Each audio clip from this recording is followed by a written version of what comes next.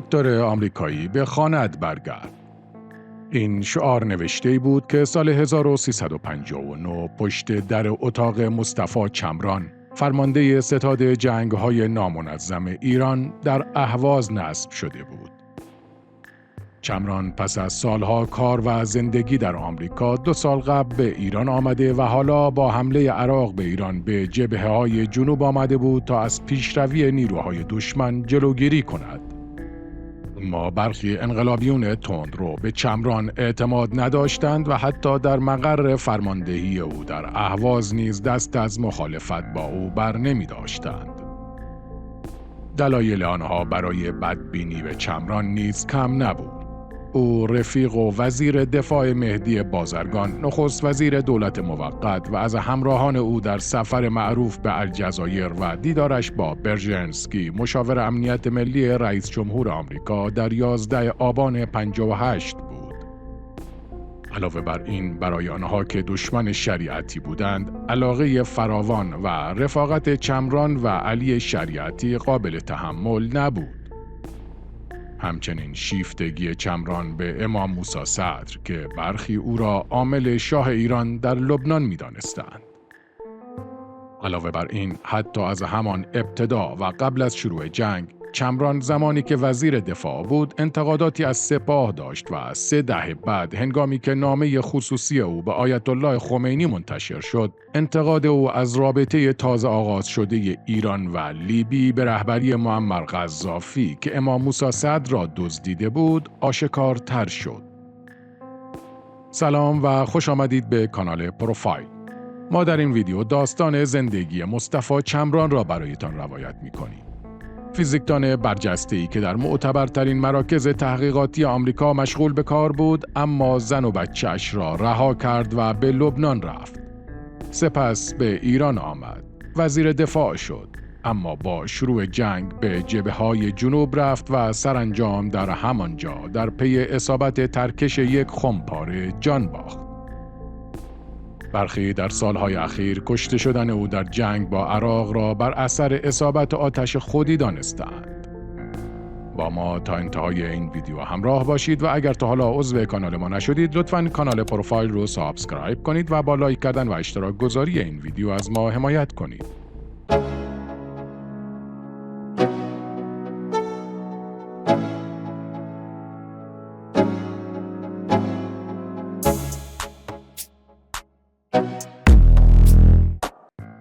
مصطفی چمران در سال 1311 در تهران به دنیا آمد. پدرش حسن چمران ساوه‌ای از روستای چمران ساوه به تهران مهاجرت کرده بود. مصطفی تحصیلات ابتدایی را در مدرسه انتصاریه نزدیک پامنار گذراند و دوران متوسطه را در دارالفنون و البرز طی کرد. چمران از همان دوران نوجوانی در جلسه‌های تفسیر قرآن سید محمود طالقانی حاضر می‌شد. او همچنین در درس‌های فلسفه و منطق مرتضی مطهری و دیگر جلسات مذهبی نیز حضور پیدا می‌کرد.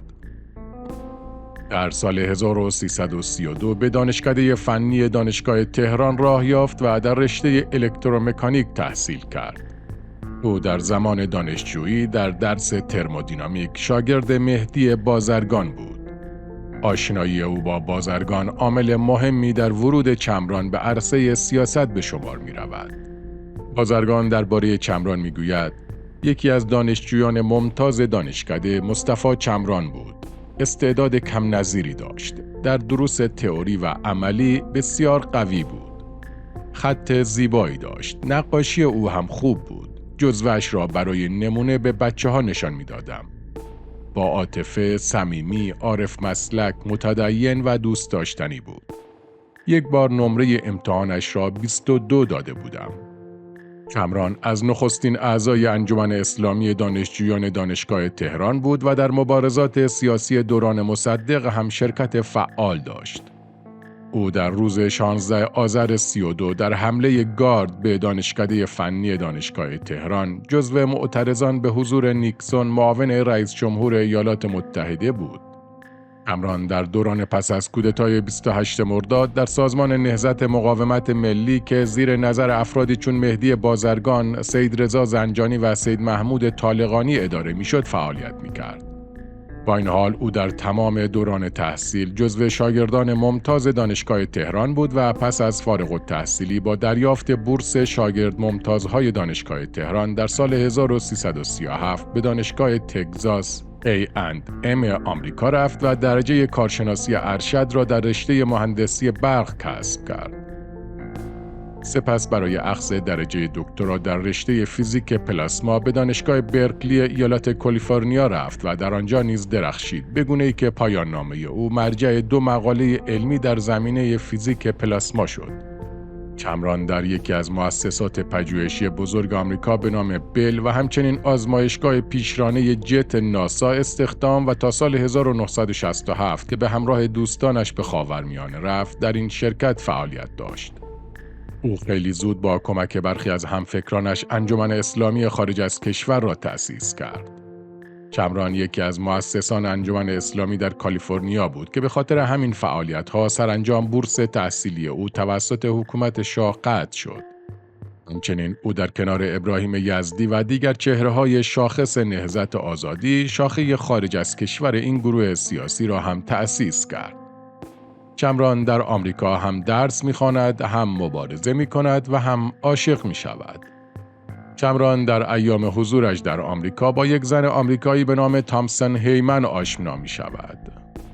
تامسون مسلمان می‌شود و نام خود را به پروانه تغییر می‌دهد. آنها در سال 1340 با هم ازدواج می‌کنند. حاصل این ازدواج 4 فرزند، 1 دختر و 3 پسر به نام‌های رحیم، علی و جمال بود. جمال در همان سنین کودکی در استخرخانه پدر همسر کامران غرق می شود. کامران در سال 1962 پس از فارغ التحصیل شدن با خانواده خود به نیوجرسی منتقل شد و ضمن عضویت در شورای مرکزی جبهه ملی به عنوان عضو هیئت اجرایی و مسئول مالی به فعالیت پرداخت. یکی از مهمترین اقدامات مصطفی کامران در سالهای حضور در آمریکا مشارکت او در سازماندهی اعتراضات دانشجویی بر ضد سیاست‌های آمریکا بود. کامران در سالهای دانشجویی برگزار کننده تجمع دانشجویان در اعتراض به حکومت شاه مقابل کاخ سفید و سفارت ایران در واشنگتن و سایر کنسولگری‌های ایران در شیکاگو، سان فرانسیسکو و نیویورک بود. یکی از مشهورترین این اعتراضات ماجرای بست نشینی کامران در عبادتگاه سازمان ملل است. ابراهیم یزدی در کتاب خاطرات خود در این باره نوشته: در سازمان ملل محلی به عنوان معبد طراحی شده که نه مسجد است نه کلیسا، صرفاً عبادتگاه است. اتاقی است بزرگ و ساده که به صورت یک اتاق آرام و فضایی روحانی طراحی شده و بعضی از بازدید کنندگان لحظاتی در این محل توقف کرده و با خود خلوت و به نیایش درونی می‌پردازند. 12 نفر از ایرانیان طبق قرار قبلی در این محل حاضر شده و به اصطلاح بست می‌نشینند. پس از چند دقیقه توجه مأموران به این افراد که بیش از حد معمول در محل عبادتگاه توقف کرده اند جلب می شود. مأموران خواستار خروج آنها از عبادتگاه می شوند. جمع متحسن خواستار ملاقات با دبیر کل سازمان ملل می شوند که با مخالفت مأموران روبرو می شود. از طرف دیگر، عده‌ای از اعضای جبهه ملی و دانشجویان هم در خارج از ساختمان تجمع کرده و پلاکاردها و بیانیه‌هایی به زبان انگلیسی در اعتراض به شاه و هیئت حاکمه ایران بین توریست‌ها و مردم توزیع می‌کنند. خبر تحسن ایرانیان در محل سازمان ملل خبرنگاران را به آنجا می‌کشاند. مأموران که از خروج متحسنین ناامید می‌شوند، گارد مخصوص را آورده و دست و پای آنها را گرفته کشان کشان از سازمان ملل بیرون می‌برند و خبرنگاران خارجی و تلویزیون‌های سراسری آمریکا از این صحنه فیلمبرداری می‌کنند. کامران همچنین در آمریکا مسئول هماهنگ کننده گروه‌های حامی ملت فلسطین بود.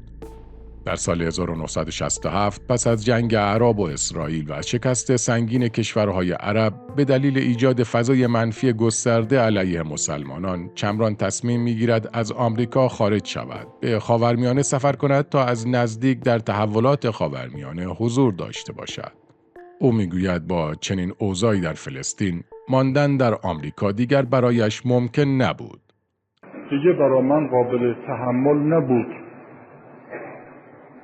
که در لابراتوارهای بزرگ آمریکایی ریسرچ کنم، تحقیق کنم از خانه و زندگی و امتیازات بسیار زیاد و دوستان و همه چی. بنابراین تصمیم گرفتم که آمریکا رو ترک کنم. چمران به همراه ابراهیم یزدی رهسپار مصر شد و به تأسیس اولین پایگاه آموزش جنگ‌های مسلحانه پرداخت. او به مدت 2 سال در زمان جمال عبدالناصر رئیس جمهور مصر سخت‌ترین دوره‌های چریکی و پارتیزانی را آموخت. در سال 1350 موسی صدر رهبر شیعیان لبنان در سفری به تهران ضمن ملاقات با مهدی بازرگان و گزارش خدمات در لبنان از تشکیل یک مدرسه در شهر سور خبر می‌دهد و از بازرگان می‌خواهد یک مهندس مجرب جهت اداره مدرسه را به او معرفی کند. بازرگان چمران را معرفی می‌نماید. پس از تماس موسی صدر با چمران، این امر مورد قبول او قرار گرفته و چمران دوباره همه چیز را رها کرده و به سوی لبنان رهسپار می‌گردد. چمران در لبنان در کنار موسی صدر به فعالیت‌های فرهنگی و چریکی می‌پردازد. او به مدت 8 سال مدیریت مدرسه صنعتی جبل عامل را به عهده می‌گیرد. مصطفی با عشق با تامسون ازدواج کرده بود، اما ظاهراً این عشق چندان دوام نداشت. او وقتی تصمیم به ترک آمریکا میگیرد، تامسون به همراه 3 فرزندش هم او را همراهی می کنند، اما کوچه ها و خیابان های جنگ زده لبنان پایان زندگی مشترک مصطفی و پروانه بود. شرایط زندگی در لبنان به حدی سخت می شود که پروانه تحمل آن را ندارد. چمران در یکی از دست نوشته های خود می نویسد: من می خواستم عشق زن را با پرستش خدای یگانه مخلوط کنم. می‌خواستم پروانه را بپرستم و این پرستش را در فلسفه وحدت جزئی از پرستش خدا بشمارم. می‌خواستم در وجود او محو شوم و حالت فنا را تجربه کنم. می‌خواستم زندگی زناشویی را به پرستش و فنا و وحدت بیاموزم. می‌خواستم خدا را لمس کنم. می‌خواستم جسم و روح را به هم بیامیزم. می‌خواستم هستی را در خدا و خدا را در پروانه خلاصه کنم. ولی او چنین ظرفیتی را نداشت و شاید دیگر کسی پیدا نشود که چنین ظرفیتی داشته باشد. درک این واقعیت یک یأس فلسفی در من ایجاد کرده. احساس تنهایی شدیدی می کنم. تنهایی مطلق. یک تنهایی که من در یک طرف ایستادم و خدا در طرف دیگر و بقیه همه اش سکوت، همه اش مرگ، همه اش نیستی است. سرانجام شرایط جنگ لبنان و فعالیت چریکی مصطفی پروانه را وادار می کند که به همراه 3 فرزندش به آمریکا بازگردد. ربابه صدر خواهر امام موسی صدر که در ارتباط نزدیکی با چمران و خانواده‌اش در لبنان بوده در این باره می گوید: روزی که چمران خانواده‌اش را به فرودگاه می برد، من همراهشان بودم. چمران در تمام طول مسیر گریه می کرد. یعنی در نهایت عشقی که به همسر و فرزندانش داشت آنها را ترک کرد. اما مسئله مبارزه آنقدر برایش مهم بود که راضی به این جدایی شد. پس از مدتی همسر چمران تلاش کرد تا او را وادار کند تا هر از گاهی به دیدن آنها برود. اما چمران گفت دیگر تمام شد. ظاهراً چمران همسر و 3 فرزندش را به این ترتیب ترک می کند و تا زمانی که در قید حیات است دیگر آنها را نمی بیند. چمران خودش را وقف محرومان و مستضعفان در لبنان کرده بود. از محبت او به بچه‌های مدرسه و یتیمان لبنانی خاطره‌های زیادی وجود دارد. او در این دوره با احمد خمینی و خانواده‌اش که در لبنان اقامت داشتند رفت و آمد پیدا می‌کند. فاطمه طباطبایی همسر احمد خمینی در این باره می‌نویسد: چمران گهگاه به بیروت می‌آمد و گاه ما را نیز به سور می‌برد. چمران در آن زمان در سور تنها زندگی می‌کرد و همسر و فرزندانش به آمریکا بازگشته بودند. عشق او به بچه‌ها دیدنی بود و همین امر ذهنم را متوجه پرسشی کرد تا از او بپرسم: چطور با این طبع لطیف و ذوق ظریف فرزندان خود را ترک کرده و دور از آنها زندگی می کند؟ البته موفق به طرح آن نشدم. فاطمه طباطبایی در کتاب خاطرات خود بارها از حزن و اندوه چمران بر ویرانه‌های سور و اجسادی که از خانه‌ها بیرون کشیده می‌شد نوشته است. فاطمه همچنین در این کتاب از آموزش نظامی احمد خمینی توسط چمران در مرز اسرائیل نوشته. تأسیس پایگاه چریکی مستقل برای تعلیم مبارزان ایرانی در لبنان از دیگر برنامه‌های چمران بود. او همچنین در لبنان به موسی صدر کمک کرد تا سازمان عمل به عنوان شاخه نظامی حرکت المحرومین را پایه‌گذاری کند. چمران به تدریج به یکی از متنفس‌ترین چهره‌های سیاسی مسلمان در لبنان بدل می‌شود. او با چهره‌هایی مثل یاسر عرفات و ابوجهاد در ارتباط بود و با آنها نیز مشاوره می‌داد. ما چرا چمران به جای مصر و لبنان به ایران نرفت؟ او خودش می‌گوید به علت مبارزات سیاسی امکان بازگشت به ایران به هیچ وجه عملی نبود. همان روزگاری که دوست شهیدم دکتر علی شریعتی به تهران آمدند، قرار بود که من هم همان روزها به تهران برگردم و حتی ماشینی خریدم و با زن و بچه تا عراق هم آمدیم. اما از ایران به ما خبر دادند که پرونده‌ات آنقدر سنگین است که اگر وارد ایران شوی سرت را زیر آب خواهند کرد و بهتر است برگردی و به همین علت بود که به لبنان رفتم و مدت 8 سال نیز در جنوب لبنان بودم و بعد از پیروزی انقلاب اسلامی توانستم به ایران بیایم. 3 سال بعد از جدایی چمران از پروانه، چمران در سال 1355 با دختری از خانواده مرفه در لبنان به نام غاده آشنا می شود. آشنایی که خیلی زود به ازدواج منجر می شود. فاطمه طباطبایی ازدواج مصطفی و غاده را این گونه روایت می کند. یک روز در حالی که برای بازگشت به نجف آماده می شدیم، دکتر چمران به دیدار پدرم آمد و خاطره از روزهای جنگ با اسرائیل را برایمان تعریف کرد. فاطمه در این روایت از محاصره چمران از سوی اسرائیلی‌ها می نویسد و اینکه 2 نفر به کمک آنها آمدند که یکی از آنها غاده بود. مصطفی چند خاطره دیگر نیز از کارهای غاده نقل کرد و در پایان گفت: دوستان و آقای صدر پیشنهاد کردند من با غاده ازدواج کنم. من نیز گفتم زندگی من با جنگ گره خورده و حاضر نیستم کسی را در این زندگی شریک کنم. اما آنها گفتند با او صحبت کردیم. غاده برخلاف میل خانواده‌اش علاقه و آمادگی به این ازدواج دارد. او خود روایت‌های متعدد عاشقانه از مصطفی تعریف کرده است. از اینکه چمران به دنبال او بوده تا هدایت مؤسسه‌ای که بچه‌های یتیم را نگهداری می‌کرده به او بسپارد. از اینکه روزی روسری به او هدیه می‌دهد و غاده این چنین محجبه می‌شود. چمران در 30 بهمن 1357 به همراه 92 نفر دیگر به ایران آمد و با اینکه قصد ماندن در تهران را نداشت، اما به توصیه آیت الله خمینی در ایران ماند تا در سازماندهی امور انقلاب کمک کند. او با حکم بازرگان معاونت نخست وزیری را بر عهده می‌گیرد. اما اولین مأموریت چمران در ایران ماجرای پاوه است. او با کمک ارتش به پاوه می رود و به قائله حزب دموکرات کردستان در این منطقه پایان می دهد. چمران بعد از این ماجرا با حکم آیت الله خمینی به وزارت دفاع منصوب می شود. به دنبال ترمیم کابینه دولت، دکتر چمران به سمت وزیر دفاع منصوب شدند و در این رابطه فرصتی است تا در مورد مسائل مختلف ارتش با ایشون صحبتی داشته باشیم. احساس میکنیم که ما با دیگران کاری نداریم ولی آنها با ما کار دارند. اونها ما رو رها نخواهند کرد. و هنگامی که با اسلحه سبک و سنگین مثل سیل از همه اطراف و با میلیون‌ها دلار پولهای توطئه‌گران به مرزهای ایران وارد میشن و اینجا و اونجا توطئه به پا میکنند، نمیتوان از ارتش قوی بی‌نیاز بود. بنابراین احساس میکنیم که ارتش باید وجود داشته باشه و باید هم قوی باشه تا از استقلال و تمامیت ارضی ایران و انقلاب اسلامی ما پاسداری بکنه. او سپس خود را برای نامزدی در اولین دوره انتخابات مجلس آماده می کند. او از نامزدهای نهضت آزادی ایران است. چمران در سال 1359 به نمایندگی از مردم تهران به مجلس راه می‌یابد.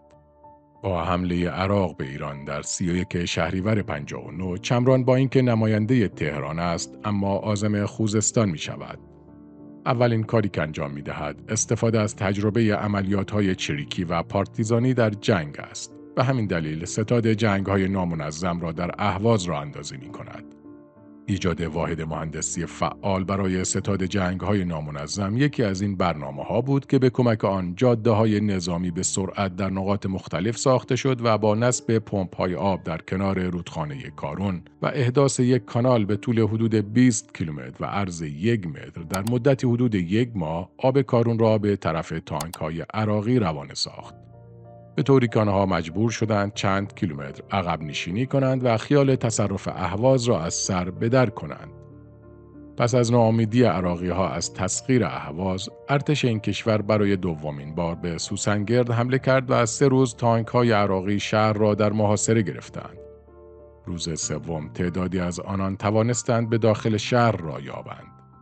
چمران که از محاصره تعدادی از یاران و رزمندگان ایرانی در آن شهر سخت برآشفته بود، با فشار و تلاش فراوان ارتش را آماده ساخت که برای نخستین بار دست به یک حمله نابرابر بزند و خود نیز نیروهای مردمی و سپاه پاسداران را در کنار ارتش سازماندهی کرد تا با نظمی نو و شیوهی جدید از جانب جاده اهواز سوسنگرد به دشمن یورش ببرند.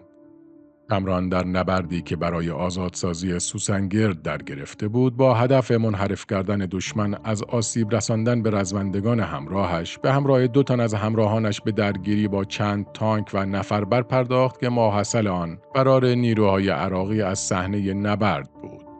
چمران در این نبرد از ناحیه ران پا مجروح شد، اما نیروهای او توانستند خود را به سوسنگرد برسانند.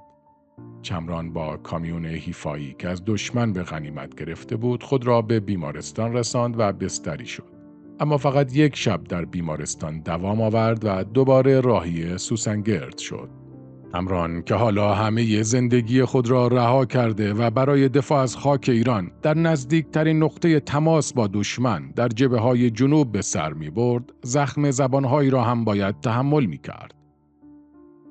رابطه او با نیروهای سپاه از قبل از جنگ هم چندان خوب نبود و حالا در میانه نبرد با دشمن، سپاه خوزستان هم به شدت با چمران اختلاف داشت. در ابتدای جنگ و در زمان فرماندهی پرتنش ابوالحسن بنی سعد بر نیروهای مسلح، علی شمخانی فرمانده وقت سپاه خوزستان گفته بود: ما یک دشمن داشتیم به نام عراق، یک مخالف داشتیم به نام ارتش و یک رقیب داشتیم به نام گروه چمران. سخنان شمخانی نشان می‌دهد که آنها دل خوشی از حضور چمران در جبهه‌های جنوب و هدایت ستاد جنگ‌های نامنظم نداشتند. چمران اگرچه حالا در صف اول جنگ قرار داشت، اما او از اعضای ارشد نهضت آزادی بود. گروهی که پس از استعفای دولت موقت آماج انتقادات گسترده انقلابیون قرار گرفته و اختلافات میان آنها و حاکمیت بیشتر شده بود.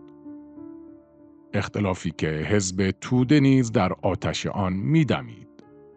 حتی توده‌ای‌ها در همان اوایل انقلاب در سردر دانشگاه پلاکاردی زده بودند و مصطفی چمران و ابراهیم یزدی را نیروهای آمریکایی و عضو سازمان سیا معرفی کرده بودند. چمران با آنکه عضو نهضت آزادی بود و با مهدی بازرگان و ابراهیم یزدی رابطه‌ای عمیق و دیرینه داشت، اما در عین حال مورد اعتماد آیت الله خمینی بود و پس از استعفای دولت موقت او همچنان به عنوان وزیر دفاع به کار خود ادامه داد و تا شهریور 59 این سمت را بر عهده داشت.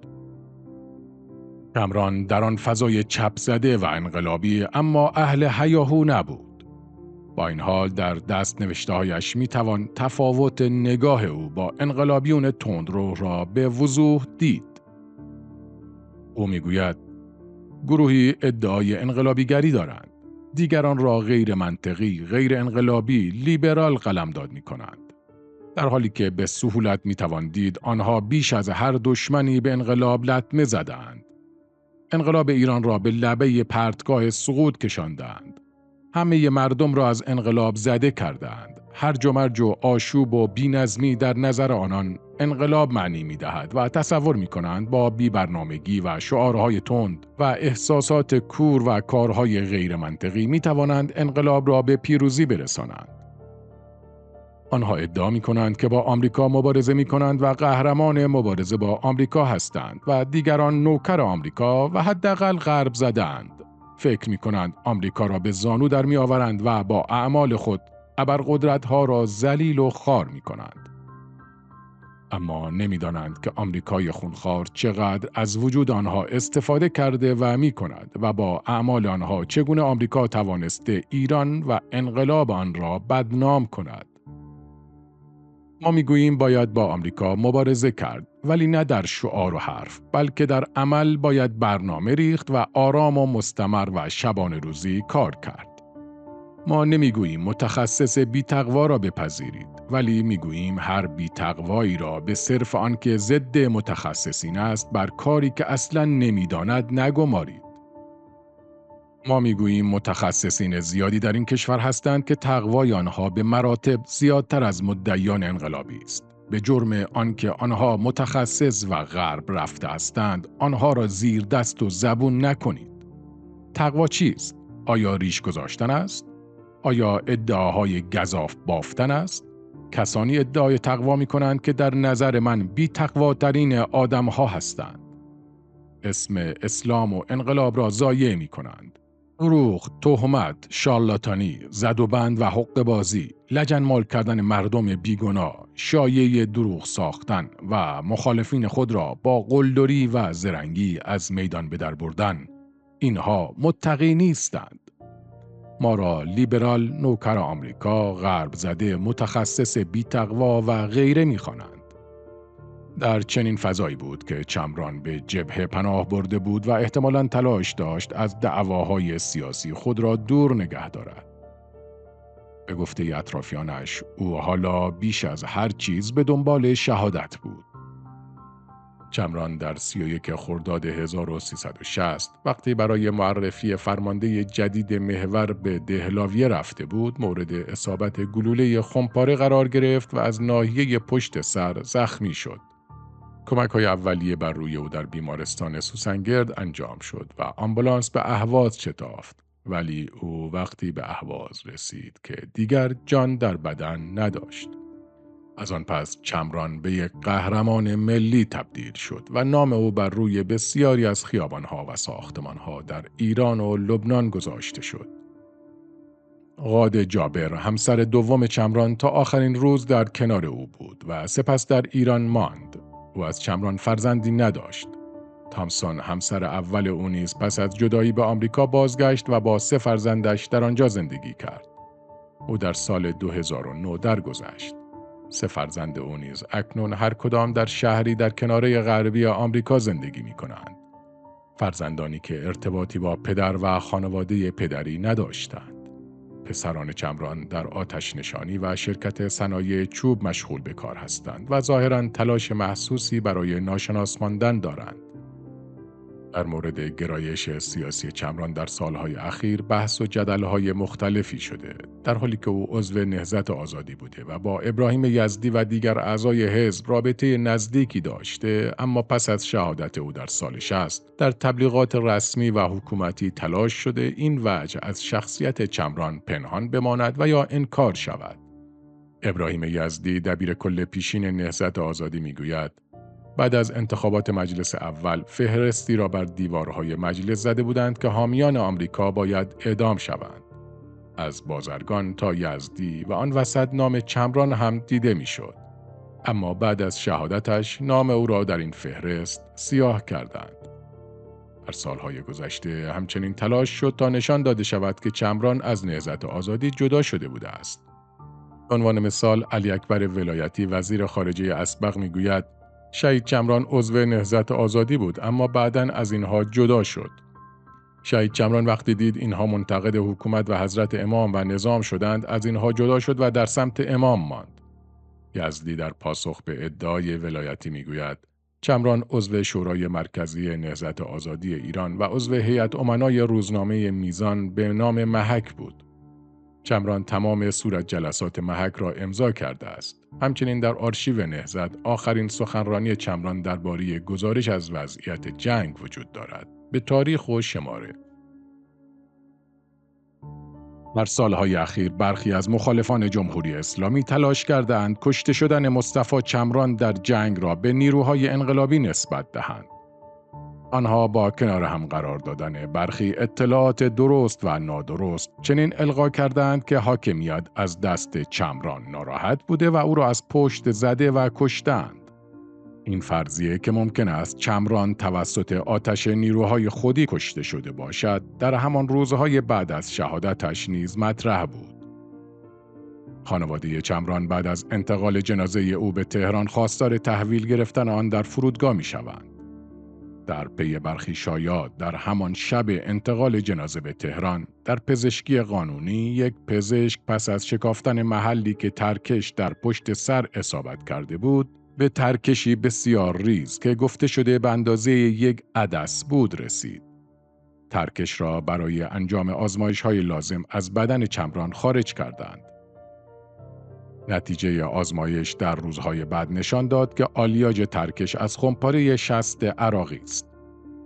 با گزارش پزشکی قانونی شک و شبهات پایان یافت. اما در سالهای اخیر بار دیگر برخی رسانه‌ها این شایعه را مجدداً مطرح کردند. و درست چمران در موقع خداحافظی در حال روبوسی با فرماندهانی که باهاش بودن دوست بودن، از پشت گلوله می‌خورد. حالا سپاه یا اطلاعات سپاه، هر کدوم از اینا که اسمشو بذارید، اونا بودن که نمیخواستن چمران بیاد، چون نقشه رو ریخته بودن برای اینکه یه آخوند رئیس جمهور بشه و به طور کلی قدرت بره دست روحانی. پیشتاز این داستان‌های خیالی علیرضا نوری‌زاده روزنامه‌نگار سابق است که تاکنون بارها اخبار ساختگی او توسط دوستان و همکارانش نیز به سخره گرفته شده. با انتشار نامه خصوصی چمران به آیت الله خمینی در سال 1386 که در آن او از برقراری رابطه ایران و لیبی انتقاد کرده بود، برخی دیگر از تحلیلگران علاقمند به تئوری توطئه با استناد به این نامه چنین نتیجه گرفتند که نامه او به آیت الله خمینی باعث حذف او شده. این گمان زنی‌ها آنقدر سست و بی اساس است که حتی توجه مخالفان جدی جمهوری اسلامی را نیز جلب نکرده است. چمران در آن نامه که پس از سفر جلود مرد شماره 2 لیبی به تهران نوشته و برای آیت الله خمینی ارسال کرده بود می‌نویسد: نمی‌دانم چگونه ممکن است که رهبر انقلاب اسلامی ایران دست خود را در دست مجرمین بگذارد. مگر ما به خاطر خدا قیام نکرده ایم؟ مگر به راه علی و حسین نمی رویم؟ مگر نمی خواهیم که ارزش‌های خدایی را استقرار دهیم؟ چگونه می خواهیم که انقلاب اسلامی ایران را با کثافات مجرمین آلوده کنیم؟ معمر قذافی رئیس دولت لیبی با کمال بیشرفی و بی‌انصافی 7 ماه پیش رهبر شیعیان لبنان را دزدیده است. دلایل متقن بر این حقیقت وجود دارد و همه دولت‌های مرتبط نیز بر این قضیه گواهی می‌دهند. چه کسی است در عالم که به جرم لیبی در نابودی موسی صدر آگاه نباشد؟ و تازه اگر کسی تردید داشته باشد باید تحقیق کند. و در حالت شک صلاح انقلاب ایران نیست که خود را به چنین جنایتکارانی آلوده نماید.